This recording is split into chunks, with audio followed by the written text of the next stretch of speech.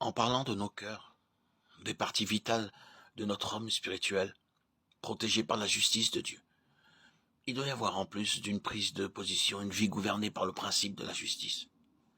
C'est pourquoi nous trouvons cette parole extraite d'un psaume et appliquée au Seigneur Jésus, dans le premier chapitre de la lettre aux Hébreux. Tu as aimé la justice et tu as haï l'iniquité. C'est pourquoi, ô Dieu, ton Dieu t'a oint d'une huile de joie au-dessus de tes collègues. Remarquez-vous les mots qui précèdent immédiatement. Mais il a dit du Fils, ton trône, ô Dieu, est éternel. Le sceptre de ton règne est un sceptre d'équité. Tu as aimé la justice et tu as haï l'iniquité. C'est là un état de cœur, une cuirasse de justice. Cette plaque d'airain doit être une force puissante de haine contre la justice, mais d'amour pour la justice, comme caractérisant la vie. Nous devons être concernés et exercer sur cette question de justice pratique. Notre position est glorieuse, ainsi que l'état qui est notre par la foi. Mais celui qui fut le juste fut gouverné par de justes intérêts tout au long de sa vie. Et de lui il fut dit, tu as aimé la justice. Je n'irai pas plus loin présentement, si ce n'est de vous rappeler que c'est là ce qui constitue un vainqueur. La toute première application de cette parole revenait à Éphèse. Quel était le problème à Éphèse? Tu as abandonné ton premier amour, souviens-toi donc d'où tu es tombé. Vous voyez le principe? Tomber.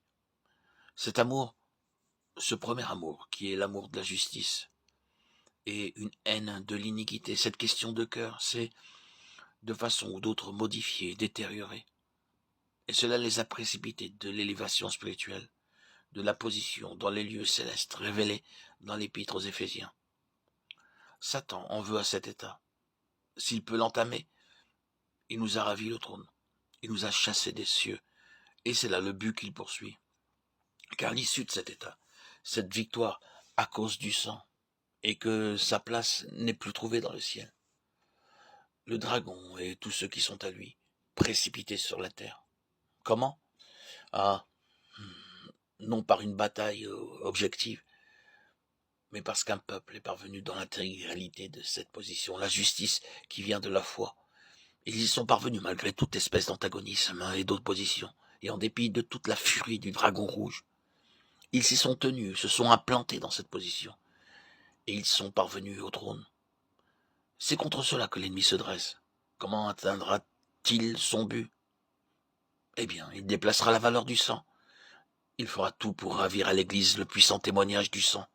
D'une façon ou d'une autre, il fera que les saints occupent une autre position que celle de l'entière justice qui est leur, par la foi. Que le Seigneur nous sauve alors au jour de la furie du dragon et nous maintienne dans cette position. Ce n'est pas quelque chose qui tient du roman. Il va nous trouver dans nos endroits secrets, il va nous surprendre quand nous sommes seuls.